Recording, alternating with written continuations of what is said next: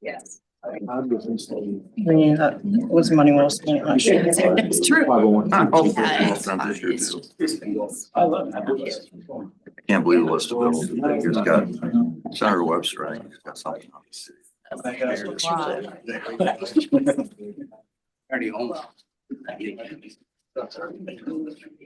Jason, can you hear me good? Those moments. You're about there. You got the. Not as bad as earlier. Asking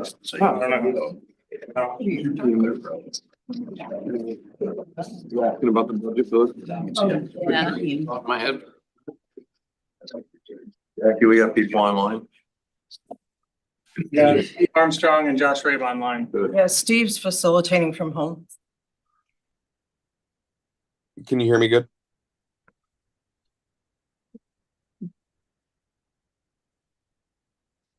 Can anybody hear me? Yeah, we barely. Barely. Okay. Try to figure this out a little bit. There you go. Okay. Sorry I'm not there, everybody. It's been a nice 5 days in our house, so Get better soon. I will go ahead and call to order this meeting. If everybody could please rise for the Pledge of Allegiance. I pledge allegiance to the flag, United States of America, and to the republic which it stands, one nation, under God, indivisible, with liberty and justice for all.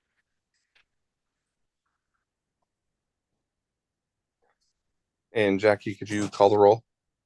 Councilmember Ray, Here. Selby, Here. Armstrong, Here. Beach, Jones, Present. Richardson. Brother. Okay, we'll open it up to public comment. Anybody who wants to speak should come to the podium and state their name and address for the record. Only if it's something not on the agenda. If it's anything for any of the public hearings later, that will be the time to speak then.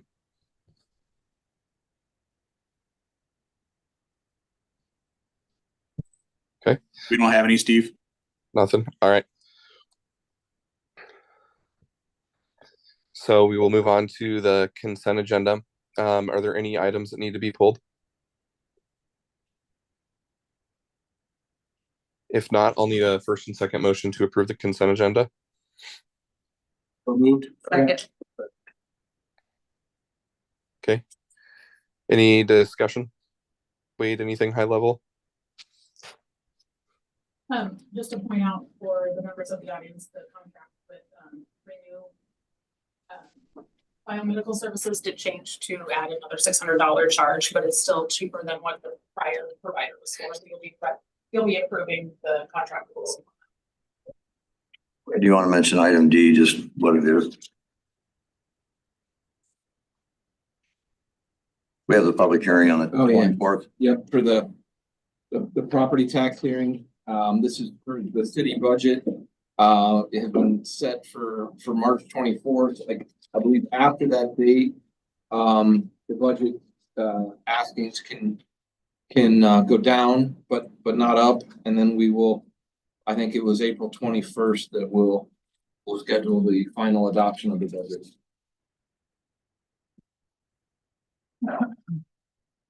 I just have a question on item H.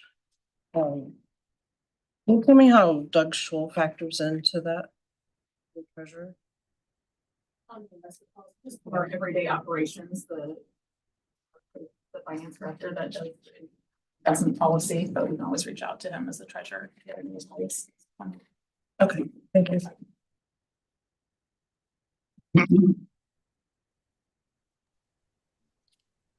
Any other questions? If not, Jackie? Councilmember Armstrong, Aye. Aye. Jones, Aye. Richardson, Aye. Ray, Aye. Selby, Aye. Okay, next up on the agenda would be council reports. Steve, I have one on a meeting we had today on the joint fuel facility. We had 2:00, we met with some members of the school district, the IMU, Simpson College, and staff here dealing, just kind of getting a feel on some options for the joint fuel facility.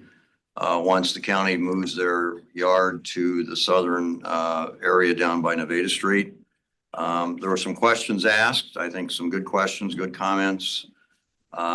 Staff has some things to do some research on, and we'll get back, and there'll be a future meeting here probably in 2 to 3 weeks, and we'll let everybody know what that is, so. Other point I have too is that, I think I sent most of you, all of you, I hope I did, a report on the League of Cities Legislative Policy Committee meeting we had last Friday. There's a number of items on there that deal with cities, fireworks, pet licensing, sprinkler systems, discharging city administration, things with a simple majority of the city council has to deal with city boards and commissions. Things on Homeland Security, basically just some run through things. I do send you guys out that legislative link, so has all the bills that we talked about in a quick synopsis. So a lot of things going on in state legislature that wants to make some changes in how cities can operate. So that's my report. Thanks for those updates, Steve. You bet. Anybody have any other reports? No. Up next would be Mayor Pro Tem report. I don't have anything to report as well, so we will go to the next item up for business, which is public consideration. For old business, we have the mayor appointment. So we are going to interview the applicants for the mayoral position.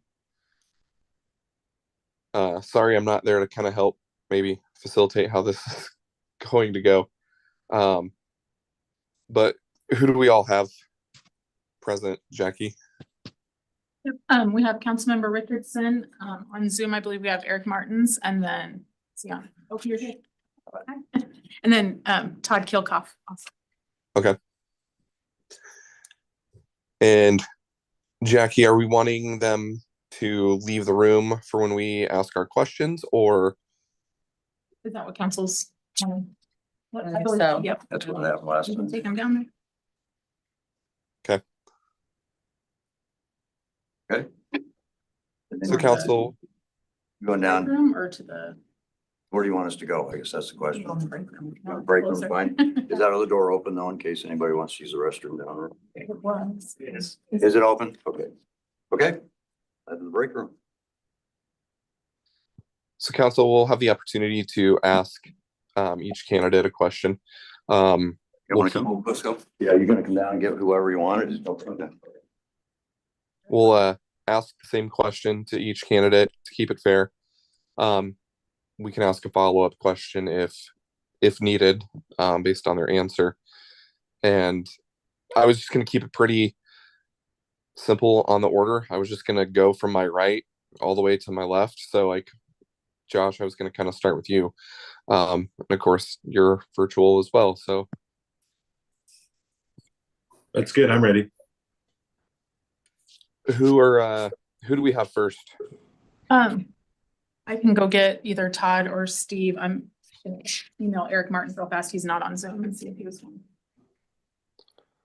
Okay. Any preference on who Jackie gets? Have preference. Okay. It's your pick.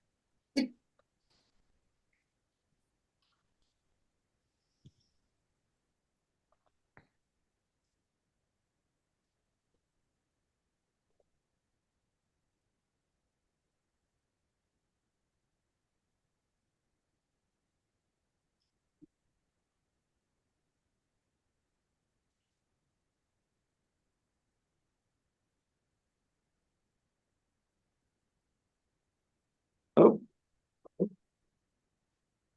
Hi, Todd. Hey. So we're each going to ask a question, and Josh is going to kick us off with the first question. Hey, Todd, thank you for being here tonight. I apologize that I am not, but you look great on camera, man. Reading your resume and some of your letter for involvement, you obviously have been around city government for a while, but you have not been actively involved in any city commissions or boards in recent history. It looks like. Why now all of a sudden with no recent involvement? I've been involved with the Indianola Community Foundation for about 20 years doing community projects. So I help lead the all-inclusive playground with Shirley Clark and the Kiwanis and Susan Glick on that. I was president of Rotary that year, and I've really poured myself into community involvement in that way. I'm also treasurer of the First United Methodist Church, and that takes up quite a bit has in the past of my time. I'm due to transition off of that 2 years ago. So I'm looking forward to new challenges and opportunities to help the community.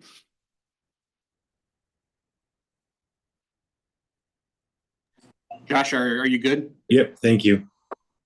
Thank you for your willingness to volunteer for this position here. My question is what are the struggles you see the city having, and how can you assist the city in overcoming the struggles? When I thought about a reason to put in for the position, one thing that I often, when I work with councils or mayors, as we go do broadband planning in communities, and we're trying to do countywide studies, or we did the 11 county Greater Des Moines Partnership Study and worked with a lot of leaders there, is can we define success? Can we get to a common definition where we have a consensus on what success even means for an outcome? Is it going to be the lower tax rate? Is it going to be inclusiveness of between all the departments? Is it and can we do that as a community in order to move forward, particularly at the city government level? And are we going to expect that of our new leaders? Because I think without the expectation, and that's something the council can do, is as you're bringing in a transition of new leadership of mayor, city manager, and others, that we can have strategies to collectivize about what that success looks like, and then backwards plan on how to achieve it. And I think that that's something that we could do better. Thank you. Sure. Todd, thanks for putting your name out there. Apologies that I can't be there in person. My question is going to be about our budget. There's been some budget talks that have already happened. We've got a study session later. Tell me what your thoughts are about the budget, and if you could change one thing, what would it be? I know the budget's going to be tight. I know a couple of other cities I work with are going to go through general fund challenges, particularly due to the 2023 rules that changed on revenue collection. So I don't know what I would change about your process. I like to analyze things first before trying to form an opinion. And I think that that's what I would try to help the council do, is try to work through and see if I notice anything along the way. I didn't study the budget detail in the packet tonight. I kind of glanced through it. But, being the numbers guy I am, I kind of like to be able to strategize first and then try to see if we can get a consensus on what the priorities have to be, because I know there's going to be some choices this year. Thanks, Todd. Christina? Thanks for being here. Sure. My question would be, how do you feel about the current direction of the city in regards to our economic growth, and where do you see the future direction? I'm really excited about, the expansion of the Summercrest Hills project. I mean, when we all envisioned that in 2000 through 2009, we saw a blank field and unwilling landowners and developers that wouldn't come into town to take it. And we have that opportunity now. I'm working with that group then, and then also I have a relationship with the West Park development in City of Johnson, and also help and work on Carlisle's industrial park. And so you just have to think about the possibilities, understand the limitations. In this case, we have more ground to the north that's more buildable, probably more desirable. If we could ever get Hoover paved, you could open up, quite the bypass and the land there and working with the county. And we still need to look at that as a 10-year vision. We thought about it 20 years ago. That's just the biggest challenge to keep growing to that direction. Thanks for being here, Todd, and putting your name in the hat. What are your thoughts on transparency and accountability in city government, and how do you plan on it to interact with the public on key initiatives and decisions? I think we have to be fully transparent about what we're doing well and what we're not doing well. And so, but I think it has to be through the mayoral lens, in my mind, comes down to saying this is the consensus of the council. We have the form of government that we do, and it's the council that sets the direction. And we just need to be transparent about either we're agreeing on these things or we're not agreeing on these things. And I think then what are these things? And getting feedback then about whether or not they are priorities or whether they are not. I feel that we've always tried to be transparent. Back in the day, which we're not going back to the day, I get it. We used to do a weekly news items, and it never showed up on a council agenda unless it had been in news items a few times so the public knew what was coming. And there wasn't a lot of surprises. And so I think that transparency is the approach that I still have whenever I'm working with our municipal clients, is we try to say, this is what's coming 6 months from now, 3 months from now, 2 months from now, and trying to get feedback on it. Because it is important to be able to get final decisions made in a concise manner, but also be transparent about it. I've been super impressed with Fort Dodge of all communities. They have like 20-minute meetings, but they have had plenty of transparent reviews of everything going in front about what's coming. So that's the approach that I think is important, is giving people foresight and the ability to have an opinion and make changes.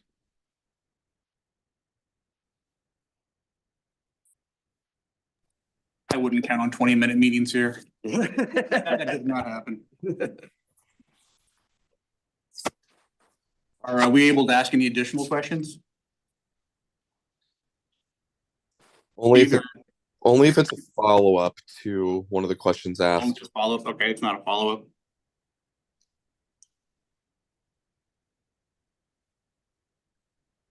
Well, thank you, Todd. I think Jackie will probably go get Steve now.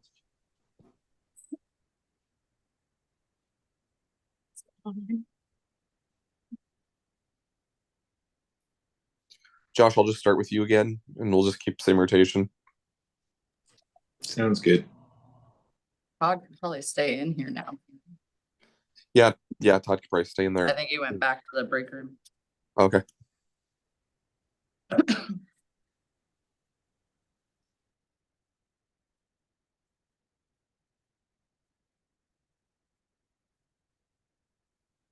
Sorry. Just had to make an entrance. Entrance with a bang. Yeah. Okay. Are your questions, or how do we want to do this? We're starting with Josh. Okay. All right. Excuse me, Councilman Richardson. This is a slightly different version of a question for you, but why now? You have been involved, obviously on council here for some years now. Why make this switch now and give up your vote? Question, Josh. Before I start though, I do want to thank all of you who take the opportunity to do this, and thanks for the audience and everybody that's put their name in too. I thought we had 4 good candidates, and I certainly wish Todd good luck too. To your answer to your question, Josh, it's continuity. I see it now as important as ever that we work to hire a new city manager. Onboarding of that person will take a few months, and at the least. And we know that it takes time for them to catch up, meet with staff, learn everybody, and learn council as well. Onboarding a new mayor can be a transition time if a person's not familiar with everyone, as I mentioned. So the process will have to happen, but if chosen mayor will visit with each department, and the advantage that I think I have with that is I've already worked with most of the department heads with a lot of different things, and learning curve will be much easier to navigate. I'll also commit to you tonight that if chosen, this fall, I'll run for a full 4-year term. We're not sure which of you are up for election. Well, I do know which ones of you are up for election, but I don't know if anybody else will run against any of you or whether you'll choose to run again or not. There are no guarantees that myself or anybody else that runs will be elected, but my goal is not keep pushing our needs down the road, but start getting things done, specifically projects. And maybe this isn't an issue, but I'm retired, sort of anyway. But I have the time to dedicate myself to this role, staff, the council, and the community. Public service is my way of giving back to this community that's given my family and me so much for many years. I had family, kids, activities in the last 15 years of my working career, a job that took me all over the world. I really didn't have the time at that point in time to get involved as much as I should have, and we can only make our community better if we all get involved and we all take part. And that's why I want to try to make this thing work for all of us so that provide a little continuity as we move on down the road. Answer your question? Yes, sir. Thank you. But All right, Steve. So what are the struggles you see the city having, and how can you assist the city in overcoming those struggles? well, I think we're all familiar with the struggles right now, trying to figure out what we're doing with the buildings we have and the staff we have and where to put everybody. I think it's really important that we look and work as a team together to try to figure out solutions to all of those problems. They're not going to come easily. It's going to be one at a time. Unfortunately, it may take more years than we really want to have happen. Maybe a 5, 7, 10-year process to get everything done, but we're going to have to work at it slowly. We don't have the advantage that some of our cities in the metro area do of big growth, huge growth, and that we have to work with the tax dollars that we're given. And I also see the fact that the legislature continues to want to erode some of the abilities of us to provide revenue and to provide opportunities for our citizens that maybe they don't think are really things that our citizens want. You know, it depends on who you're talking to. If you're talking to our older citizens that, you know, they want to have a place where they can go visit and they can work out if they want to or walk on a track. Younger folks, so you can talk with folks that have kids, they want the amenities. They want a park. They want some place where they can go walk the trails. They want to have play structures that are available for kids that have disabilities. And those are all things that I think are really important for the community as well. And sometimes folks that don't really know the roles of city government don't understand that those things are important to all of our citizens. So I think those are some of the things you understand, you know, that we've got issues of trying to find ways to be creative with our budget, find ways and solutions for things that we can do to make those dollars stretch as far as they can. I'm not necessarily in favor of raising taxes, but if we have to do that to keep our fire department, our police department, and all of our staff that does the things day in and day out that we do here in the community, we might have to do that. Unfortunately, it may have to come down to that. Those are just a few things, Ron. I don't know if I've answered all your questions, but there's a lot of the main thing right now that I see the role of the mayor in this situation is basically bridging the gap between this council and the community and trying to bring the community along to understand the vision that we eventually get to and help us find that vision. I really think that's our important role here as a mayor, as a council. You've got to set that priority. The mayor has to help provide that information to the community and help you bridge that gap between those that know and those that don't know. So I think that's really absolutely important for the mayor to do in that particular case. And this is really, really an important time for that to happen. Thank you. Yeah. Councilmember Richardson. Yes, sir. Thank you for putting your name in the hat, putting yourself out there. Apologies that I am not there in person for this. I certainly understand. I've been where you are about a week ago, so. Yep. So my question is about the budget. Probably no surprise. So, you know, you've seen and been part of the budget talks that have been going on this year. You've seen the study session that we have later tonight. What are your thoughts on our current budget situation? And if you could change one thing about it, what would you change? Well, I'm not sure if one thing's gonna solve it, but when you've only got $138,000 in new money to spend previous year, you've got costs going up anywhere from 2.5% to 10% on different things that you do, it's kind of hard to make things work. And so I think, as I just mentioned, Steve, I think the biggest things, and you know this as well as I do, that the biggest issues we're gonna have is just trying to make sure that we can cover the basic things that we need to cover, all of the, I guess, extra things you might say, some of the capital improvement projects that we'd all love to have happen in the community with our different departments are kind of gonna have to be put on hold. We're gonna have to take a strong look at all of the things that we do, and we all have been doing that through the process. And I appreciate all the input that all of you have done. Staff has done a great job, both department heads, I know, to ask them to cut 10 to 20% out of their budgets, especially fire and police, where they take up more than half of the budget. Police department alone takes up 38% of the budget. Ask them to cut 20% out of that. It's a big chunk. It's a big ask. And I think we have to find ways to do what we can. As a solution, Councilman Armstrong, I do strongly believe that we need to get more active in all the activities that we do at state legislature to convince our legislators that House File 718 is not a good thing for cities. I think we have to let them know that it's put City of Indianola in a position where we are almost to the point of having to say, well, we're not cutting people yet, but we have to make some hard decisions. And when you've only got $138,000 to $150,000 in new money and all your costs have increased greatly, it's a real tough battle. So in answer to what we can do, keep working hard. I think the main thing is that what I appreciate about this council is the fact that we talk, we collaborate. I believe that we trust each other. We don't agree on everything, obviously, and that's okay too. I've said that many, many times, that it's okay to not agree on things, and a no vote is okay on stuff.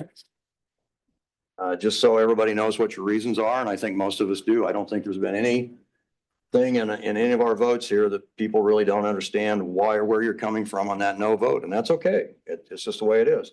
But if we trust each other, we collaborate, and we talk and continue to talk and try to knock down those silos, I really think it's important that we work together and we'll find solutions. I'm very optimistic that this is a great group of people that we can do that. So I think in answer to your question, you know that I'm committed to continue to work with the Iowa League of Cities, try to make sure that we've got some major changes or things to do. I'd like to get our state legislators in here and talk with them. I'd like to have an opportunity to meet with community leaders in a roundtable to talk about future projects and do all those kinds of things that we need to have that community input so we know exactly what's happening. So hope I answered your question. Yeah, thanks, Steve. Appreciate it. You bet. All right, Steve. Yes, My ma'am. question. How do you feel about the current direction of the city in regards to the economic growth, and where do you see the future direction going? Well, I think things are, I'm not usually one that downplays things a lot. In fact, my wife and I have a lot of discussions about, positive attitudes and do things the right way. And I think we've got a lot of good things going on in this community. We've got major projects on the north side. We've got major projects on the west side. We've got a project we approved about a year ago on the east side over on Highway 92 on the east side as well. We've got a project off of 15th. I think the Advocate printed that we've got a number of homes coming on here online in the next 5 years. There's a lot of things going, and I know there's people in the community that say, I don't want the city to grow that fast. Well, I understand that too, but with growth comes a lot of opportunities, and you share the burden of the community among more people. Sometimes that helps you bring down the cost of those services. And so I think that we've got some great things going. I think bringing Wade on board to fill Charlie's spot, and I know he's been tied up with the interim city manager as well, but I got to tell you that I think it'll help us get back on track. I thought we were headed in a great direction. I think we're headed there still. I think there's some great things to come for this community. I do believe that we have a lot of good things ahead of us. We just have to keep working to make sure that we do it in a responsible manner. We take our time and due diligence on all the projects to make sure that we cover everything that needs to be uncovered and provide the best opportunity for the citizens of Indianola and the best opportunity for our taxpayers. I think we got a lot of good things going.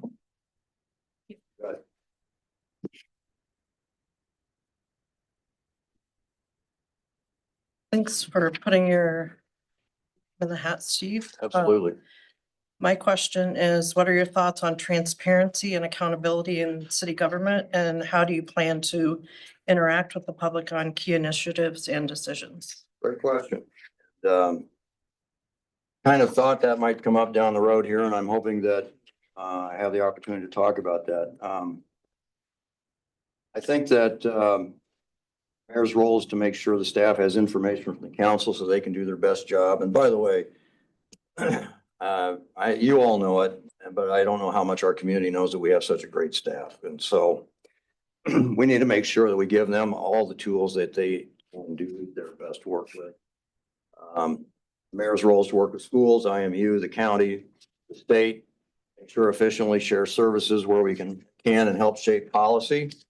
And break down those silos, and all done within the priorities of the city council. Like, again, the council drives everything in my opinion, and the mayor's job is to make sure that those priorities are then put out to the community to visit with service groups and different groups of people, and also meet with Main Street and downtown Merton, or the Main Street group, and also with Chambers and all of the groups that we work with in the community are critical to make sure that they understand where we're coming from, what the priorities of the council are. Communicate all activities and meetings to the council. I've been trying personally, not that it had anything in mind to do with this mayor's thing. But Melissa, you made a comment to me one time that I thought was really important, and I had been to a meeting and really hadn't let a lot of folks know about that. And I've been trying to make sure that everything I do from here on out is very transparent and open to all of you, so you all know where we are, do all the same thing, and we have the same information. And so I want to make sure that we continue to do that. We need to make sure that the meeting discussions in the council are directed conversations on the agenda, and it's basically to make sure that everybody in the council has their voices heard. I think we just need to make sure that we talk talk well among ourselves and allow everybody to finish their sentences. My mom's slogan was good government is everyone's business. My slogan in the campaigns that I've run, and most of you know that, kind of make joke about it, and I hope you do too, that I've been around a little while. But mine was always been listening to you and working for you. And I can honestly say that there's maybe one or two emails that I haven't responded to. I try to respond to every email I get. I take that role seriously. Everyone deserves an answer in my mind. And if we can lend a neighbor a hand with an issue that they have with the city, that's my number one goal, is to make sure that we work with our citizens to make sure the city government works for them.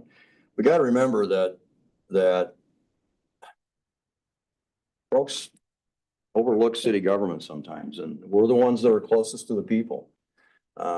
People don't understand that, and it's always I found it interesting that fewer people vote in city elections, but yet we have more daily things that we can do for the citizens of Indianola than anybody else can. The county supervisors can't, state legislators can't, federal government can't.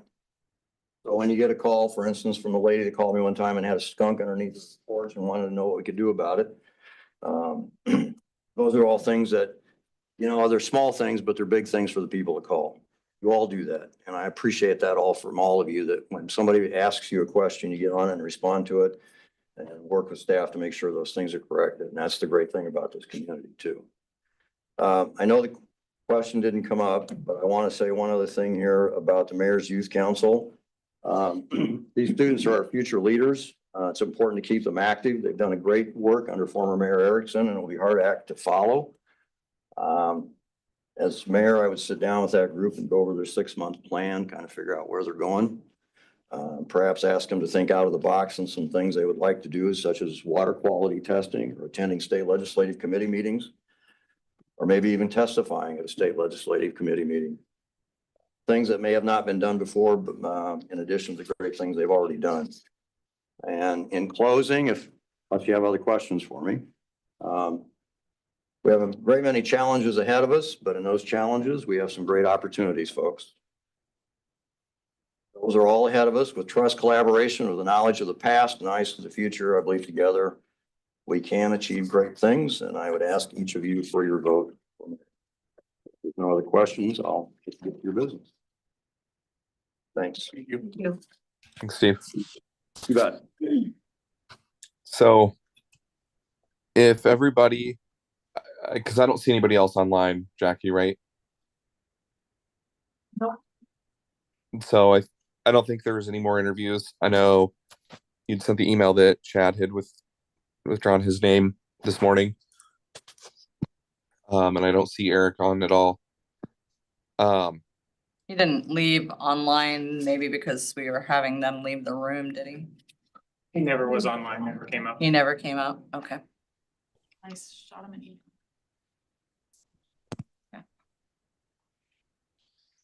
So,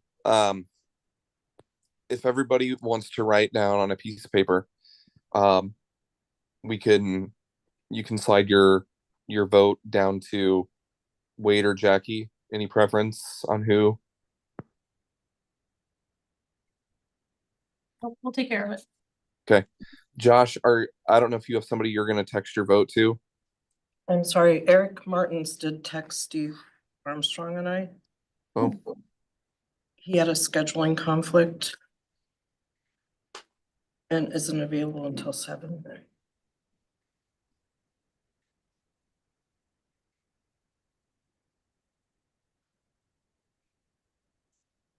You guys, what you want to do, if you want to move on or if you want. I mean, I think it's time to move on. Meeting was at 6, he knew that, so. Yep. I agree, Christina.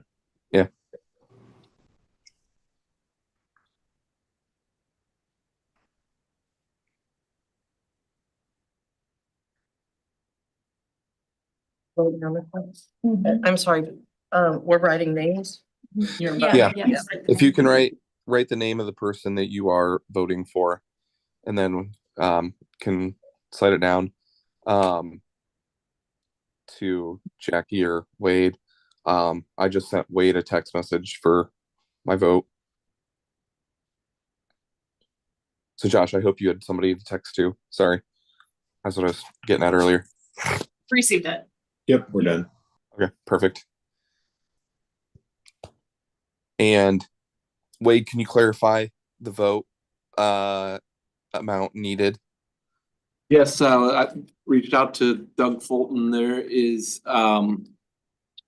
several instances where the vote is required to be like a majority of the quorum. So if like 4 people showed up, that you'd have a quorum and you would need 3 to carry it. But in this case, you have to have a majority of the full council. And even though one person has recused themselves, like the full council is 6, and so the majority is 4. So we have to have 4 votes in one direction tonight to point. The votes were unanimous. You gonna bring him back in for you to make the motion on the resolution, or do you want to do that? Sorry, Jackie, could you repeat that? It cut Oh, out. I said the votes were unanimous. Do you want me to bring both of them back in while you make the motion for the resolution? Yeah.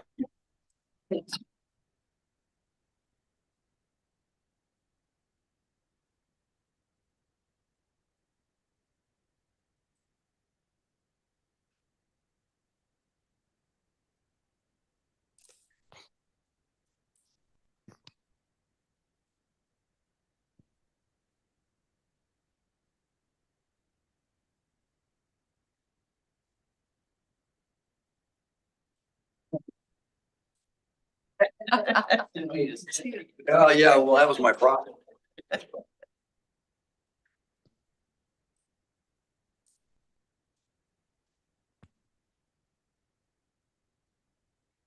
All right, so everybody is back, it sounds like.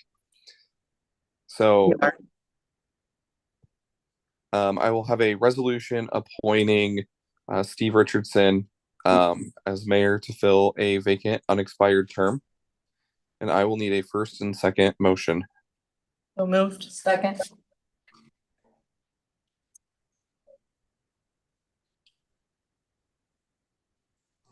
Jackie? Councilmember Rabe, Aye. Dalby, Aye. Armstrong. Aye. Beach Aye. and Stones. Aye. Thank you. Congratulations. Congratulations, Councilmember. Thank you, Todd, for applying. Yes, thank you, Yeah, Todd. see,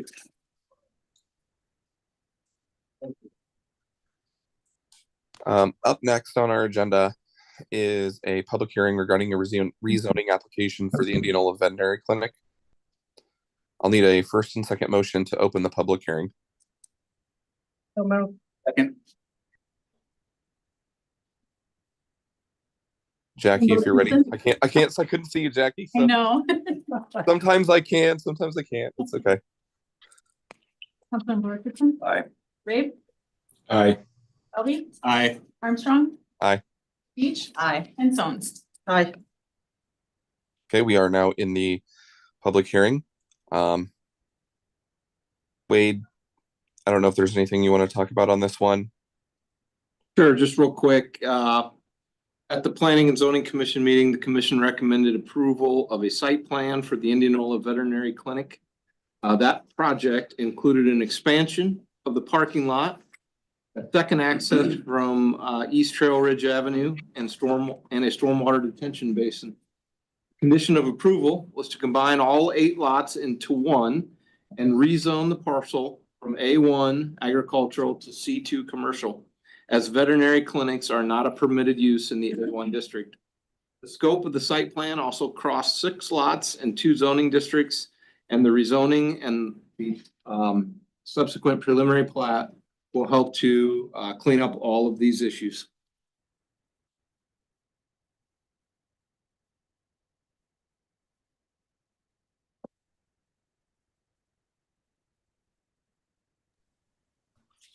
Is there anyone in the audience who's wishing to speak on this at all? No one's coming forward.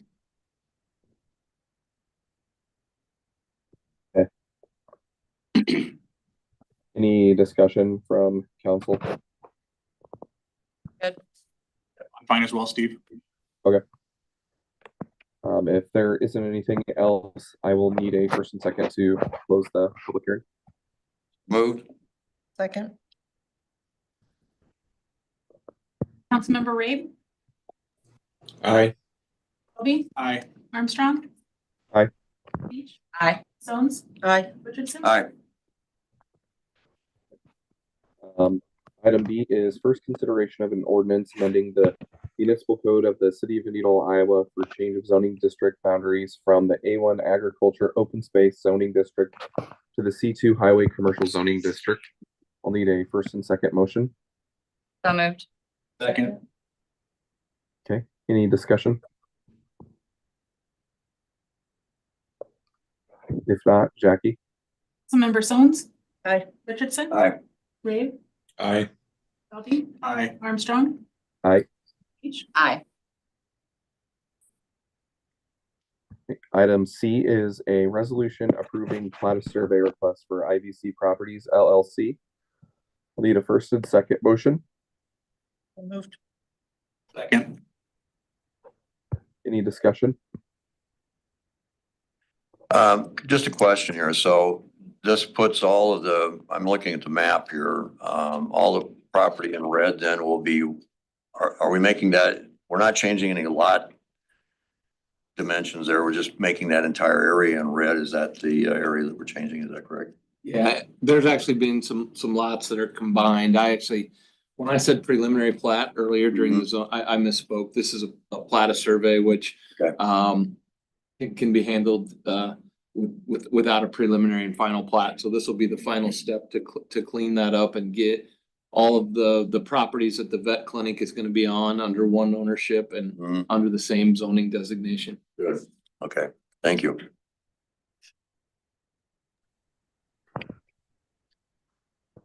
Any other discussion? If not, Jackie? Councilmember Richardson. Aye. Rabe, Aye. Selby, Aye. Armstrong.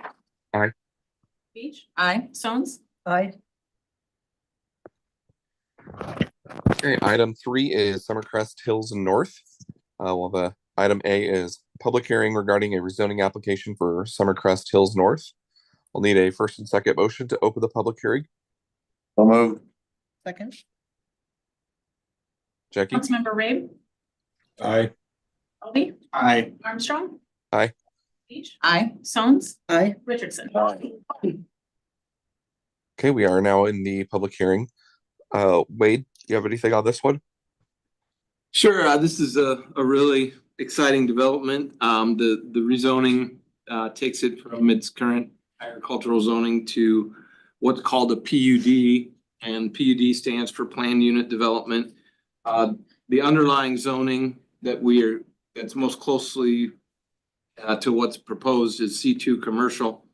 But the PUD allows kind of a give and take between the city and the developer to make changes to things like setbacks or number of required parking stalls. It's an opportunity to maximize the use of the property. And Bill Matee and I have worked through that. And like one of the things, like in your site plan, like there is a list of all the things that the PUD is tweaking from the underlying C2 district. So there's several pages here. If you want to take a moment and go through those and look at those, we certainly can.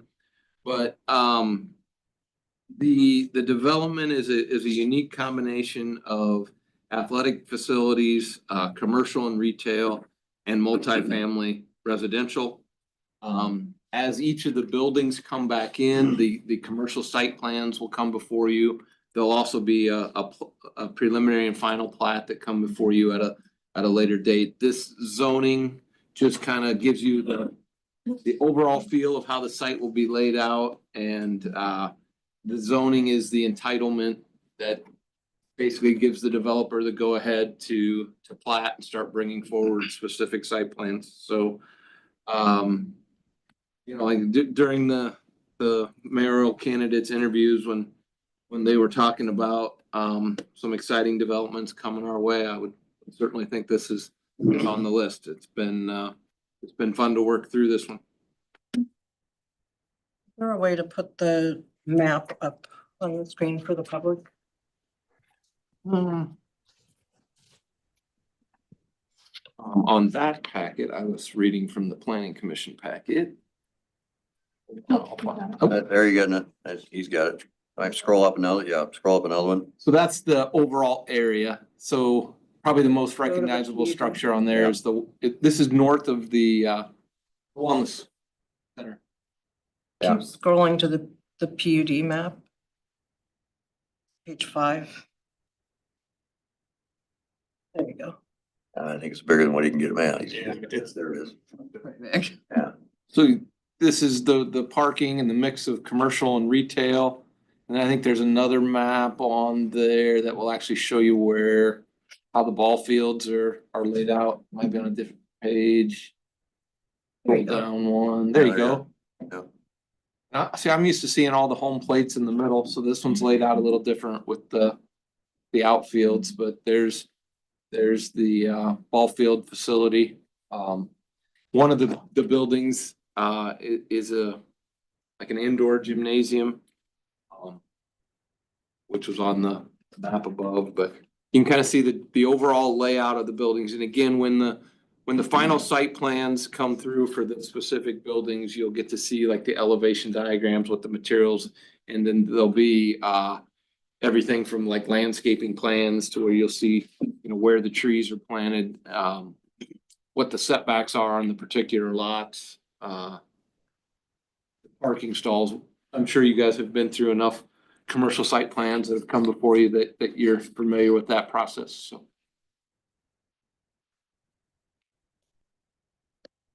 Go back to the page that shows what it currently is. Yeah, they're right there on that one.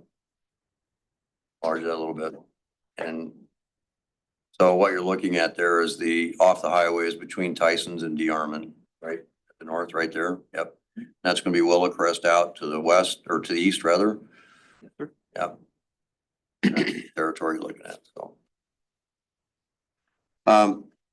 Wade, can you explain for the audience and anybody listening on to the advantages of PUD over you kind of started a little bit. Can you kind of walk through a couple of those real quickly?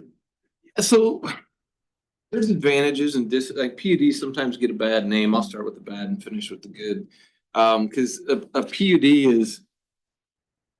It's kind of a rewriting of the zoning code for the individual parcel. So typically in a C2 district, you'll open up your zoning ordinance and you'll see a list of permitted uses. And then there'll be what's called bulk regulations, which will dictate, typically like setbacks, number of parking stalls. It'll delineate the principal permitted uses and, the permitted accessory uses. But lots of times what happens, like a PUD is most commonplace when a larger area is being developed, like an underlying C2 district might be very appropriate for like a Tyson's where one building is coming in, one user. But in this particular case, you've kind of got like a master developer that knows how they want to lay out the entire project. And then they will probably partition it off or sell it off to individuals. And they're developing it.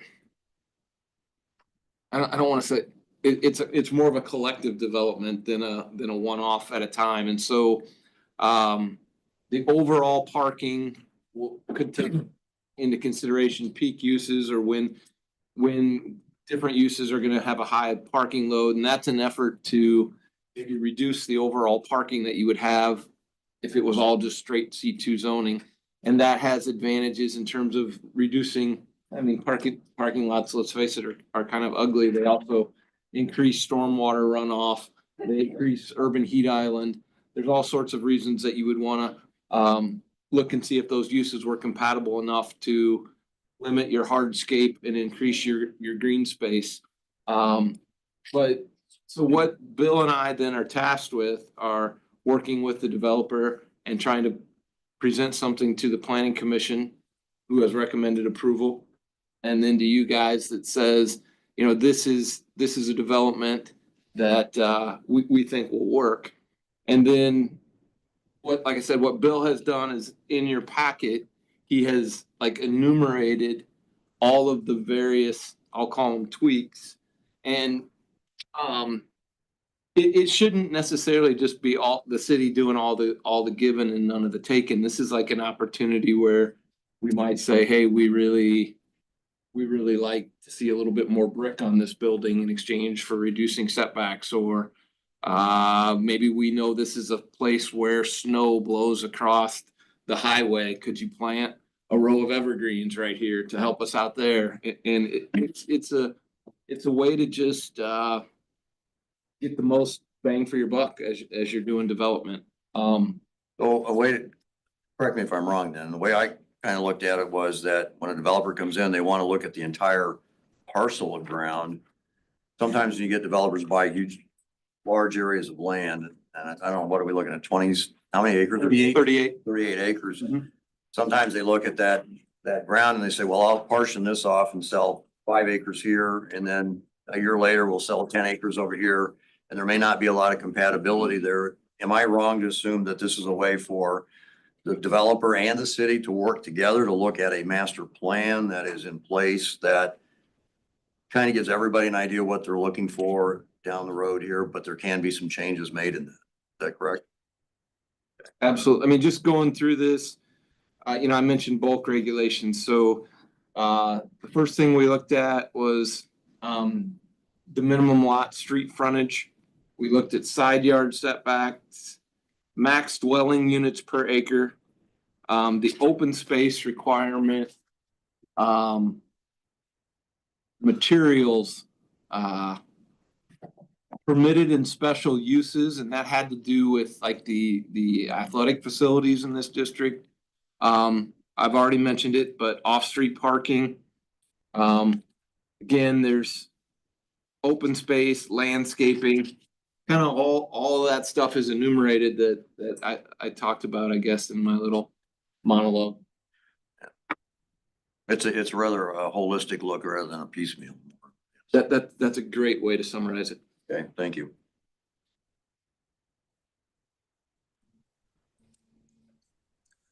Is there anybody in the audience who wants to come up in the public hearing to speak?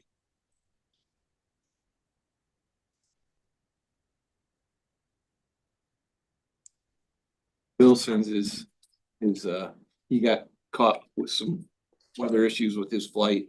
Or he said he would have been here to help answer questions. You did fine, thank you. I don't think there's anybody here. I'd make a motion, we close the public hearing. Second. Jackie? Member Rabe, Aye. Dalby, Aye. Armstrong, Aye. Aye. Jones, Aye. Richardson. Aye. Right. Exciting project. It is, absolutely. So item B is first consideration of an ordinance amending the municipal code of the city of Indianola for changing of zoning district boundaries from the C2 highway commercial zoning districts to the PUD planned unit development zoning district, Summercrest Hills North. I would need a first and second. So move. Second. Any discussion? If not, Jackie? Member Richardson, Aye. Rabe, Aye. Dalby, Aye. Armstrong. Aye. Beach, Aye. Stones, Aye. Okay, next up is new business. One is vicious dog. Item A, in accordance with chapter 56, section 56.05 of the City of Indianola Code concerning seizure, impoundment, and disposition of vicious animal. I would need a first and second motion to open the public hearing. So moved. Second. Member Stones, Aye. Richardson. Aye. Rabe, Aye. Dalby, Aye. Armstrong, Aye. Beach. Aye. Okay, we are now in the public hearing. The police department will come up and present their case. I'm not sure who is there for them, so I don't know if it's Kevin or. Yeah, it'll be me, and then Sergeant Sparks was gonna speak as well, but he had to go, I believe, to a call that was needed for him. So I can speak partly on his behalf, just on the basics. So I'm sure you all have our reports in front of you as well. January 24th of this year, we got a call about a dog that had bit a child on the face. I investigated the whole incident, got medical records, all that kind of stuff. Milo, the dog in question, had bitten a child on the face inside their home. The child required stitches on their face to mend the wound. And we dealt with that situation with a quarantine for the dog for 10 days, in which it did not exhibit any signs of rabies or anything like that. So we released the quarantine and let them go along their way. On February 10th of this year, Sergeant Sparks took a call about the same dog biting a different child in the home on the face, requiring stitches as well. He did his report on that. And the dog was impounded by Kyakota for quarantine on that as well. From my understanding, Kyakota had quite an issue getting the dog to the truck to get it put in, getting the dog out of the truck into Kyakota, and they've had constant issues with it acting aggressively while it's at the pound. That's where we are today.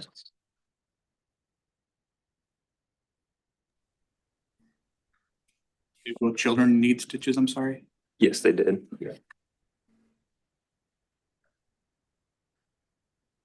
This, yeah, like you can see from the dates, it all happened within the 2-3 week period. We're both bit in the face, correct? Yeah, that's correct.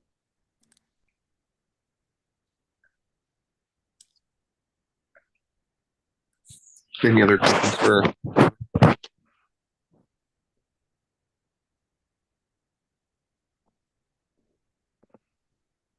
If not, is the owner present? Do they want to come up and speak? Councilmember Armstrong, the council should also receive and file the police department. I would so move we do that. Do we do that in the hearing or? Yes, yep. Okay. Second.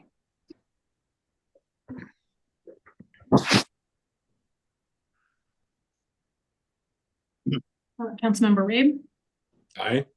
Selby, Well, I'm sorry, what are we voting for? just receiving and filing the police Okay. department reports.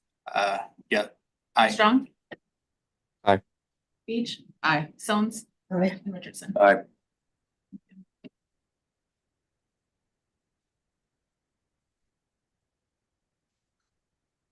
All right, we are still in the public hearing. Is there anybody else who's wanting to come up and speak?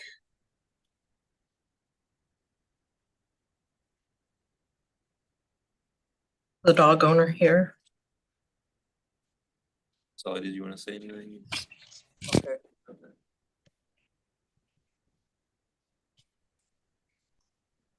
Okay, if not, I will need a first and second motion to close the public hearing. Moved. Second.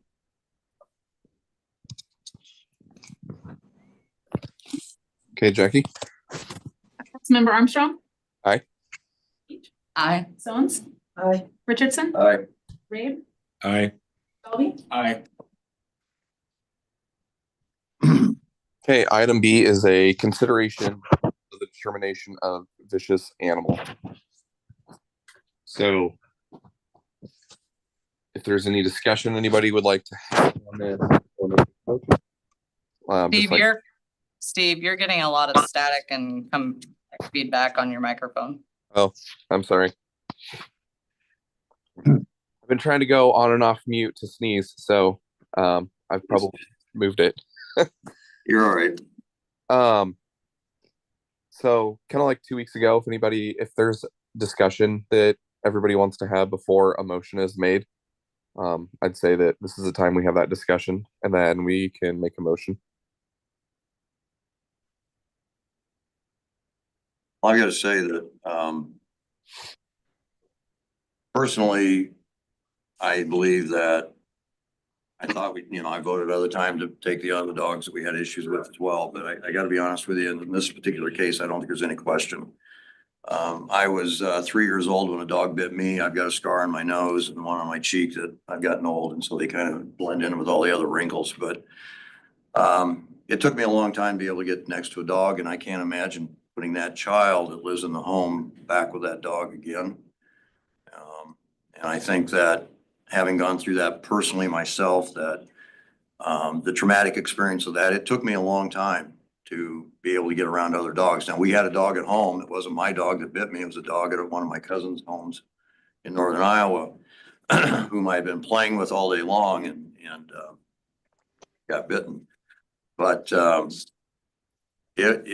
I just can't imagine having a child back in that home again with that dog there, knowing all the time that that dog may be a threat. So I have no problem with this whatsoever. And the other thing I want to say is this, folks, that we have an ordinance that's on the books. If we need to make changes, if we're not going to support the police department and their determination on this particular animal or any of the animals in the future, I really think that we need to make some changes in our ordinance if we're not going to do that. But those are my opinions.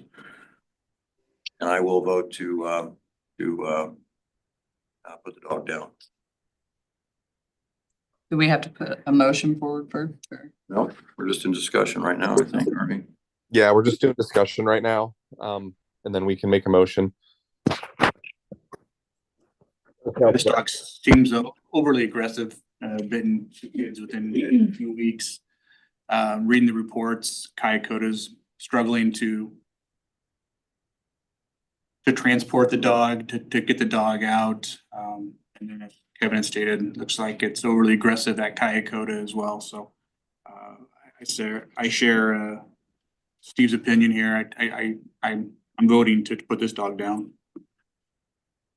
I would agree. I think it's a sad situation. Unfortunately, it's another instance of, I think, bad ownership, and I do agree we need to look at changing the ordinances going forward to hold owners more accountable.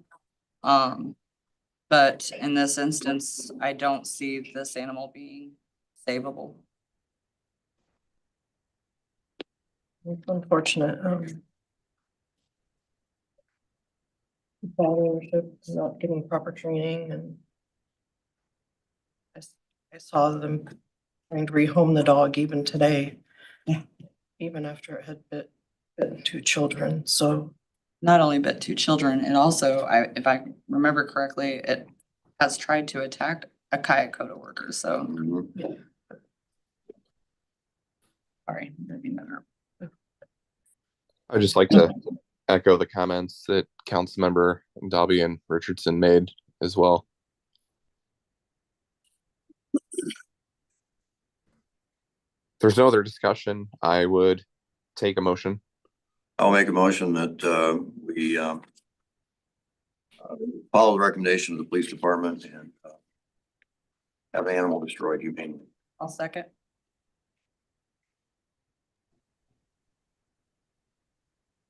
Okay, Jackie. Councilmember Rabe, Aye. Dalby, Aye. Armstrong. Aye. Beach, Aye. Stones, Aye. Richardson. Aye.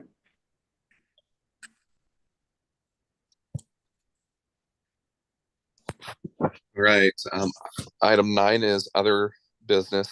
Interim city manager report. Wade.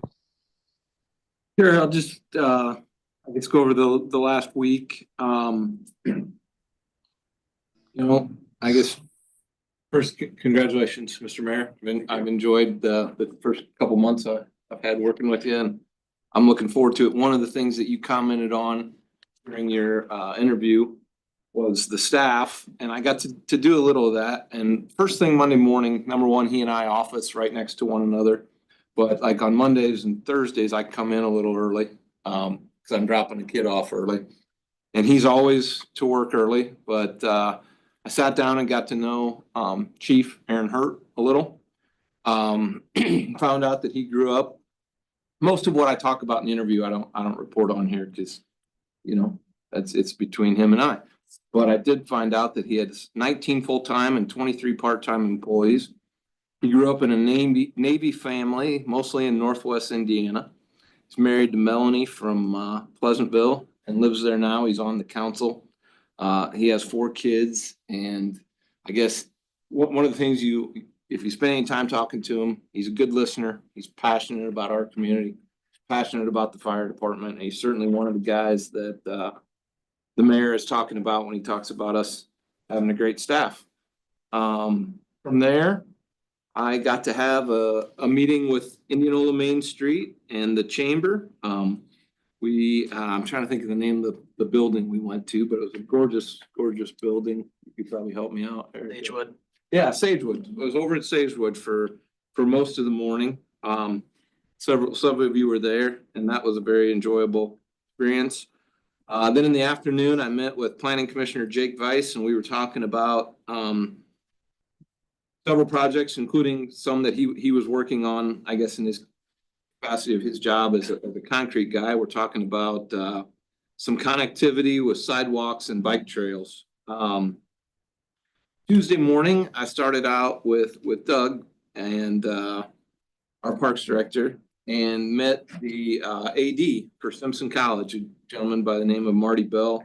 And we talked about the joint pickleball proposal, and I think you'll hear a little bit more on that tonight, but I certainly enjoyed getting to walk. It wasn't as cold then as it is now. I got to enjoy the little bit of the campus and Marty showing me around. From there, we had a library engagement planning session. Councilor Rabe was on that. Also on Tuesday, met with Heather and Doug about parks and IWC staffing. And then later in the evening, we had a planning commission meeting, and 3 of those items came before you tonight. On Tuesday night, I made the difficult decision fairly late in the evening after the planning commission to close City Hall to non-essential personnel. I originally started out like talking to Caleb, telling him I was gonna call at 4 in the morning and see how road conditions were. It's a tough decision. But ultimately I made it because I didn't want all of our staff to be looking for a text at 4 a.m. I also have grown to trust most of them to know that they can take their computers home and work from home effectively. I know, you're hearing a lot about working from home and on the federal level, getting back to work, but, also like the mayor talked about with House File 718, I'm a big proponent of home rule, and I do like cities to be able to, make decisions without, bigger governments telling us what to do. And in the 2 months that I've been here, I've come to trust our department heads, and feel like they could work, effectively from home. And it's also a safety thing. All the schools were closed down. Some of our peers had closed down. Or by peers, I mean some of the other communities. And, ultimately, when you're the guy that has to make that decision, the worst case scenario is somebody getting hurt just because they're trying to get to work. And I just think with, in today's day and age, with the technology that we have, when you have 8 inches of snow in the forecast, that it's better safe than sorry. And like I said, it was a tough decision. I know it's not something that is always universally agreed with. One of the bad things about it was, unlike having the meeting like I got to have with Chief Hurt, I was very much looking forward to meeting with Christina that afternoon. And her and I were forced to reschedule. I've gotten to meet one-on-one with all the council except her. And the one day of the winter that we got 8 inches of snow was the day her and I were trying to meet, but we will get to it.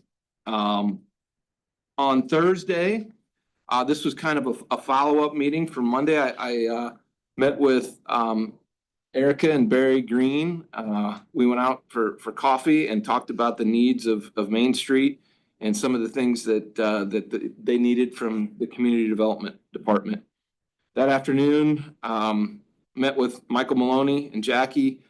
We had questions about our sewer debt and local option sales tax. Friday, we had our morning meeting with Schneider and Associates, and Tim, Bill, AP, those guys that all get together with the engineers. Speaking of Tim, Bill, and AP, we also met with Cody and Lee on the Pickard West concept development, and there were some questions on that one. We talked about some challenges with respect to the subdivision ordinances. There's some language in there about 300-foot jogs and some turning radiuses. And I think we worked through those. After that, I thoroughly reviewed our subdivision ordinance. I huddled back up with staff, and then I think we got some feedback to the developers, and I think you're going to see that one come forward. And I don't want to characterize how Cody and Lee felt about the meeting, but we are making a very firm effort to be viewed as a more developer-friendly community. And I would certainly encourage you to reach out to them and ask them what how they felt about our Friday meeting. Going back to the staff, Friday, I had a fairly long lunch with Aaron Young, another great member of our staff. And I guess one of the things that came out of there is we're visiting away, and gosh, I felt really convicted because Aaron said to me, he said, just nonchalantly said, I think I can name 95% of our staff. And I was like, you're kidding me. And I'm like getting really small because I'm those guys that forgets names I shouldn't, but he is not. And he is also somebody that is very passionate about his job. In fact, so passionate, like I found myself lecturing. He's got a 2.5-year-old and another one on the way. And I'm telling him at the end of the meeting, man, I said, they're only little once. Don't work too hard. But Friday afternoon, Jackie and I met and did a trial run of the presentation that she gave to staff today and is going to give later tonight. Monday, I enjoyed day off mostly. And then today we had a development review meeting, which was just postponed because of lack of attendance and people dealing with kids in the morning. We moved our department head back from its normal meeting time of 8:30 to 10:30 and went through the agenda. Steve led kind of a joint fuel facility meeting with IMU, the schools and Simpson College, which I have another follow-up. That is out by the proposed new library site at the Sixth Street sub area. There's a fuel facility there that the county runs now and orders the fuel for. The county is moving their fuel facility about 5 miles south of town. And those other entities I just mentioned are getting together to see if we want to continue to run that facility. And then as the Sixth Street sub area develops, explore if we want to try to have a new facility somewhere else, or if it just doesn't make sense to build a new facility and just get fuel from like a Casey's or another spot. Obviously, I'm sitting in the council meeting tonight, and tomorrow night is our Board of Adjustment meeting. So I will be at that tomorrow night. And would be happy to field any questions about the highlights of my last week. Otherwise, that concludes my report.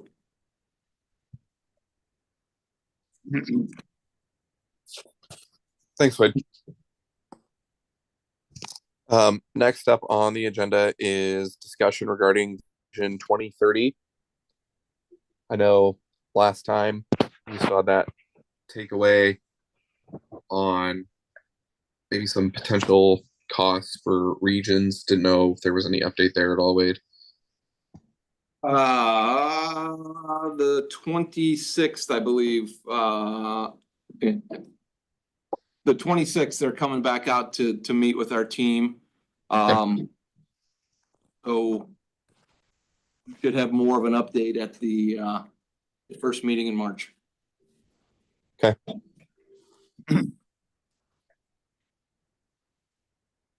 Anything anybody else would like to add at all? Knowing that we'll have more information next meeting.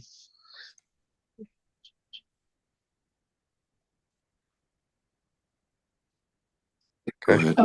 Okay, we do need to enter an exempt session right now, so we'll ask everybody to clear the room. And then you can come back in as soon as we're done with that. And council members Raymond Armstrong, I'm gonna send you a Teams invite right now so you can get on there. Jackie, if I can, so when we adjourn the meeting tonight, you're gonna swear me in. Yeah, so if anybody want, I don't know how long this exempt session will take, so I don't know if it wants to stick around. If not, that's fine too. So.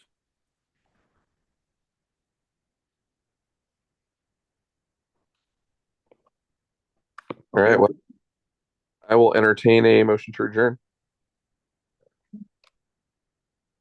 Second. All in favor, say aye. Aye. We are adjourned.